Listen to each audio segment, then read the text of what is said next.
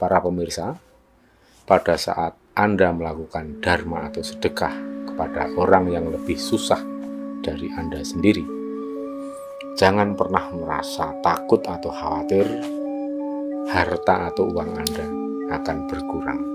Percayalah, ini bukan teori, tetapi apa yang Anda sedekahkan, apa yang Anda dharmakan untuk orang-orang yang lebih susah itu, asalkan tepat sasaran dan dilakukan dengan ketulusan yang tanpa batas, maka Anda tidak akan kehilangan apapun.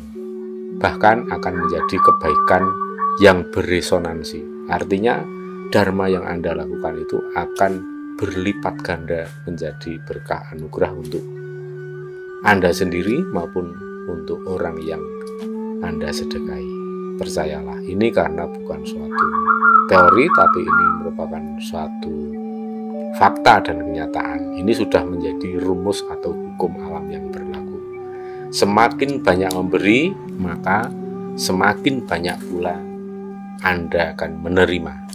Itu sudah menjadi rumus yang baku ya, para pemirsa.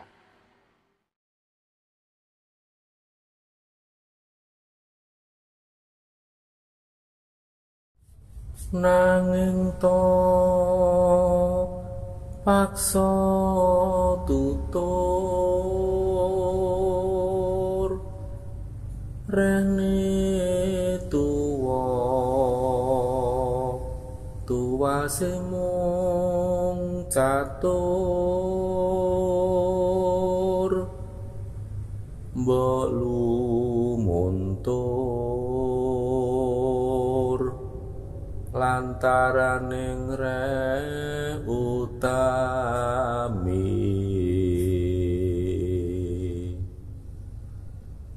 sing sapa temen tinemu nugraha gemeng keprapun.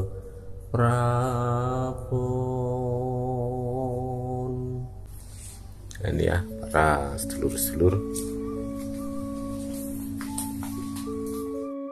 Jadi setiap karung beras ini isinya ada 5 plastik dan masing-masing plastik itu berisi 5 kg beras.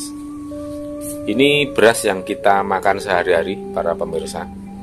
Ini kalau di sekitar Jogja, beras seperti ini harganya berkisar antara 60.000 sampai 63.000 per plastik yang berisi 5 kg beras. Ini berasnya pulen dan enak sekali. Saya tidak perlu menyebut mereknya, ini bukan iklan ya. Nah, ini juga beras, itu beras semua.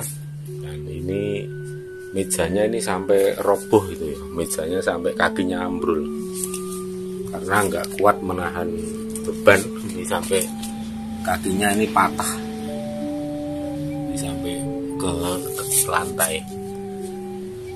Nah, beras ini akan kita sedekahkan untuk para abdi dalam di Pasaran Agung Kota Gede, Pasaran Agung Imogiri, kemudian di Pasaran Agung Banyu Sumurup, juga Pasaran Gunung Kelir, yaitu Kanjeng Ratu Mas Malang. Dan kemudian nanti kita targetkan lagi sampai para abdi dalam yang menjaga Pasaran Ki Ageng Giring, juga di Pertapaan Kembang Lampir.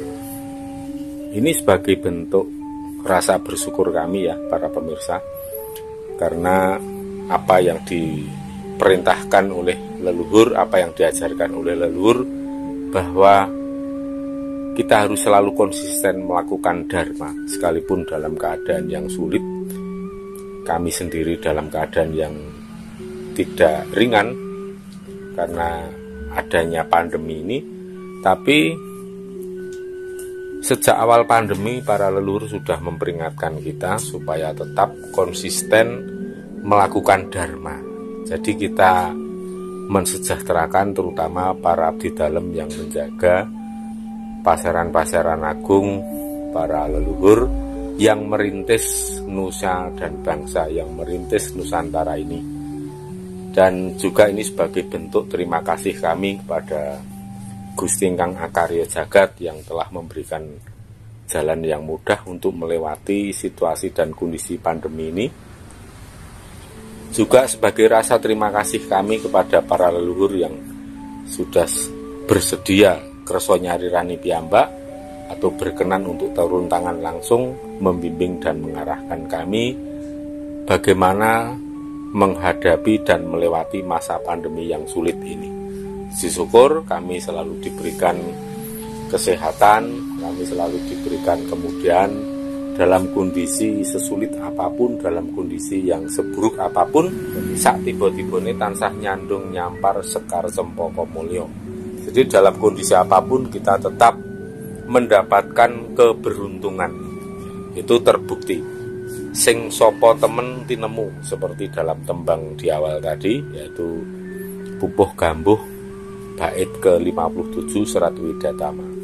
Itu benar-benar nyata jika dipraktekkan, bukan sekedar teori, karena itu merupakan ajaran luhur yang terkandung dalam Serat Widatama karya Yang Gusti Mangkunegara ingkang jumeneng kaping sekawan.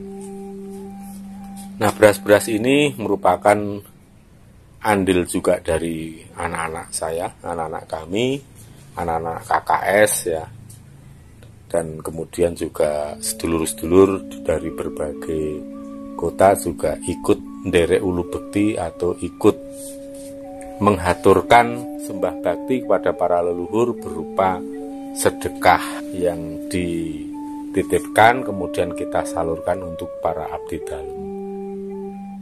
Nah, ini mudah-mudahan berkah untuk kita semua. Kita setiap saat dalam kondisi sesulit apapun tetap harus melakukan dharma terhadap orang-orang yang lebih sulit dari kita.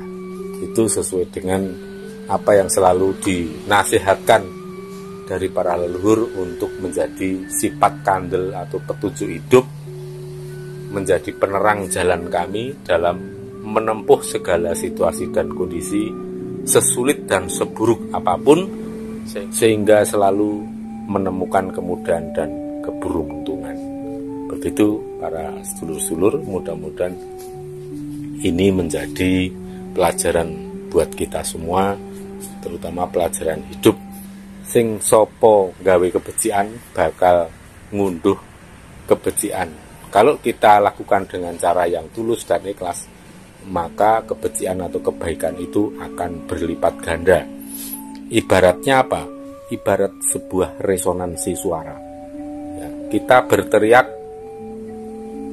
dengan volume 5 tapi akan menimbulkan resonansi suara dengan volume yang lebih keras dari itu. Itulah yang namanya kebaikan akan berbalik menjadi kebaikan, tapi dengan suatu syarat bahwa kita lakukan kebaikan atau dharma itu dengan setulus-tulusnya, dengan seikhlas-ikhlasnya. Jangan pilih jangan karena emosi ya, tapi lihatlah secara objektif dan tepat sasaran siapa orang yang harus kita bantu, orang yang harus kita ringankan. Itu pasti akan membuahkan resonansi kebaikan yang luar biasa untuk kita, dan dharma itu akan menjadi pagar gaib untuk kita sendiri, dan pagar gaib itu akan menjadi benteng sehingga kita menjadi orang yang lebih sulit untuk dicelakain orang. Walaupun ada yang mencelakai, tetapi orang yang mencelakai kita akan mengalami celaka sendiri, sedangkan kita justru akan menemukan keberuntungan yang lebih besar. Ibaratnya orang yang mencelakai kita, kepalanya menjadi batu loncatan kaki kita untuk menggapai suatu kesuksesan, kesejahteraan yang lebih tinggi. Maka dari itu jangan berkecil hati jika sedulur-sedulur mengalami penderitaan, kesengsaraan karena diperlakukan tidak adil atau ditindas oleh orang lain. Demikian para pemirsa, sedulur-sedulur semua dimanapun berada, semoga kita semua tansah pinaringan Wilujeng rahayu kang tinemu bondo lan bejo kang teka saking kersaning Gusti jinurung dening para ngaluhur kasengkaaken dening para leluhur. Matur nuwun, rahayu sagung titah dumadi, jaya-jaya Wijayanti.